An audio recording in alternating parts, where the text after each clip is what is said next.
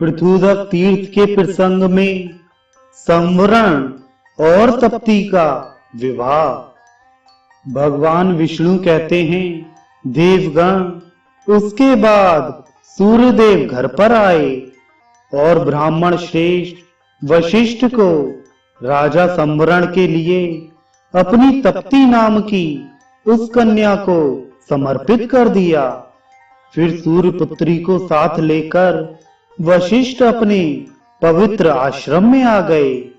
वह कन्या उस राजपुत्र का स्मरण कर और हाथ जोड़कर ऋषि वशिष्ठ से बोली।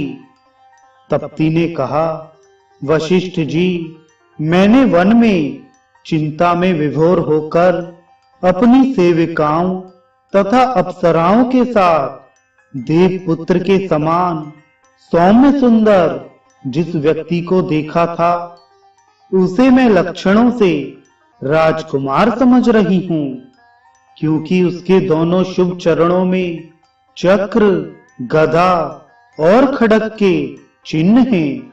उसकी जांघें तथा उरु दोनों हाथी की सूंड के समान हैं।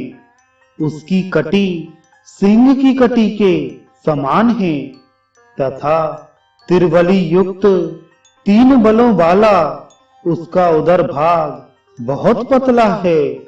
उसकी गर्दन शंख के समान है।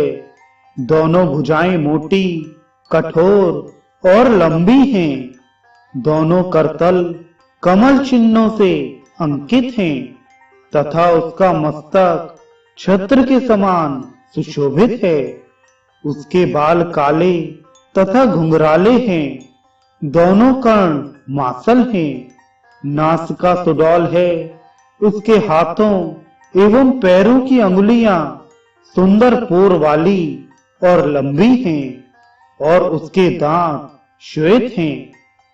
तप्ती ने आगे कहा, उस महापराक्रमी राजपुत्र के ललाट, कंधे, कपोल, ग्रीवा, कमर तथा जांघें, ये 6 अंग ऊंचे और सुडौल हैं। नाभि, मध्य तथा हंसली, ये 3 अंग गंभीर हैं और उसकी दोनों भुजाएं तथा अंडकोश, ये 3 अंग लंबे हैं। दोनों नेत्र, अधर, दोनों हाथ, दोनों पैर तथा नख, ये 5 लाल वर्ण वाले हैं। केश, बरौनी और आंख की पुतली, ये 4 अंग कृष्ण हैं। दोनों भौएं, आंख के दोनों कोर तथा दोनों कान झुके हुए हैं। दांत तथा नेत्र 2 अंग श्वेत वर्ण के हैं। केश, मुख तथा दोनों कपोल, ये 4 अंग सुगंध वाले हैं। उनके नेत्र, मुख विवर, मुखमंडल, जिह्वा, ओंठ, तालु, स्तन, नख, हाथ और पैर, ये 10 अंग कमल के समान हैं। भगवान, मैंने खूब सोच विचार कर पृथ्वी पर उस राजपुत्र को पहले से ही पति रूप से वरण कर लिया है। प्रभु, मुझे क्षमा करें। आप गुणों से युक्त मेरी इच्छा के अनुकूल तथा वांछित उस तपस्वी को मुझे दे दें, क्योंकि संतों का यह कहना है कि अन्न की कामना करने वाली कन्या को किसी और को नहीं देना चाहिए। देवदेव भगवान विष्णु बोले।